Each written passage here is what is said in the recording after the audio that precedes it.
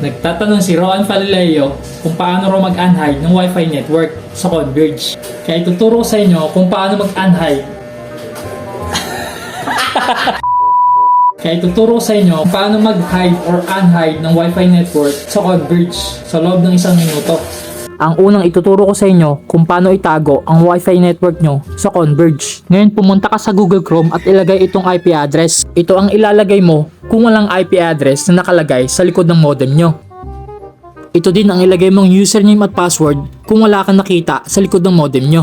I-click mo yung local network at yung WLAN sa baba ng status. I-click mo rin yung SSID configuration. Ngayon, sample lang tong gagawin ko. Gayahin nyo na lang sa 5G network. Kailangan mo lang gawin ay i-click yung on sa SSID hide. Tapos i-click mo yung apply. Basta ang palagi mo lang tatandaan ay yung SSID name ng Wi-Fi nyo. Ngayon, pumunta tayo sa Wi-Fi settings ng cellphone nyo. Ngayon kung mapapansin nyo, nakakonect pa rin ako sa 5G Wi-Fi network dahil yung 4G Wi-Fi yung tinago ko. Tapos i-click mo na ngayon yung add network at ilagay yung SSID name ng Wi-Fi na tinago nyo. Ganito gagawin nyo kapag gusto nyo kumonect sa Wi-Fi nyo. Once na may tago nyo na yung Wi-Fi network nyo, hindi na makakakonect yung mga gusto kumonect sa Wi-Fi nyo. Sana nasundan at naintindihan nyo yung mga sinabi ko.